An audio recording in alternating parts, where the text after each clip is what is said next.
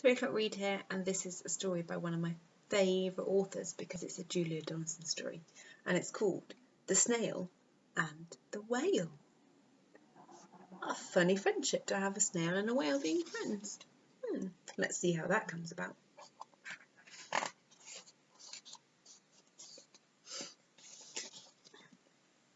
This is a tale of a tiny snail and a great big, blue-eyed, humpbacked whale.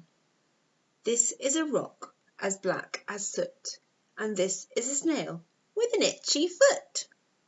The sea snail slithered all over the rock and gazed at the sea and the ships in the dock, and as she gazed she sniffed and sighed. The sea is deep and the world is wide. How I long to sail, said the tiny snail. These are the other snails in the flock, who all stuck tight to the smooth black rock, and said to the snail with an itchy foot, "Be quiet, don't wriggle, sit still, stay put." But the tiny sea snail sighed and sniffed, then cried, "I've got it! I'll hitch a lift." This is the trail of the tiny snail, a silvery trail that looped and curled and said, "Lift wanted around the world."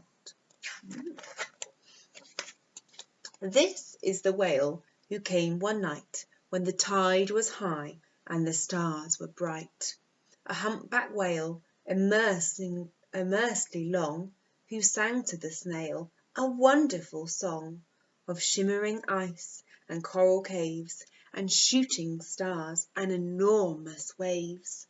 And this is the tale of the humpback whale. He held it out of the starlit sea and said to the sail, "Come sail with me." This is the sea, so wild and free, that carried the whale and the snail on his tail. Can you see him? To towering icebergs and far-off lands, with fiery mountains and golden sands.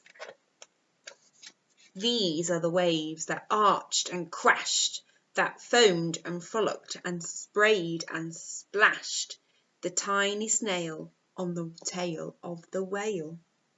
These are the caves beneath the waves, where stripy fish with feathery fins and sharks with hideous toothy grins swam around the whale and the whale on his tail.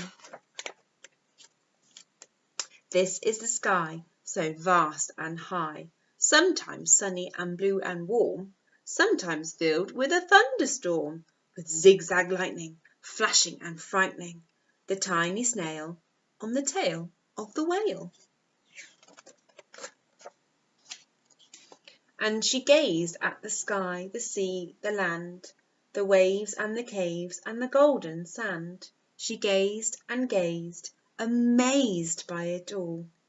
And then she said to the whale, "I feel so small." But then came the day. The whale lost his way. These are the speedboats running a race, zigzagging, and zooming all over the place, upsetting the whale with their ear-splitting roar, making him swim too close to shore. This is the tide slipping away. And this is the whale lying beached in a bay. "Quick, off the sand, back to sea," cried the snail. "I can't move on land, I'm too big," moaned the whale. The snail felt helpless and terribly small. Then, "I've got it," she cried, and started to crawl. "I must not fail," said the tiny snail. This is the bell on the school in the bay, ringing the children in from their play. This is the teacher holding her chalk, telling the class, Sit straight, don't talk. This is the board, as black as soot, and this is the snail with an itchy foot. A snail? A snail? The teacher turns pale. Look, says the children, it's leaving a trail. This is the trail of the tiny snail, a silvery trail saying, Save the whale. Oh, they're going to have to help. These are the children running from school, fetching the fireman, digging a pool, squirting and spraying to keep the whale cool. This is the tide coming into the bay, and these are the villagers shouting hooray as the whale and the snail travel safely away.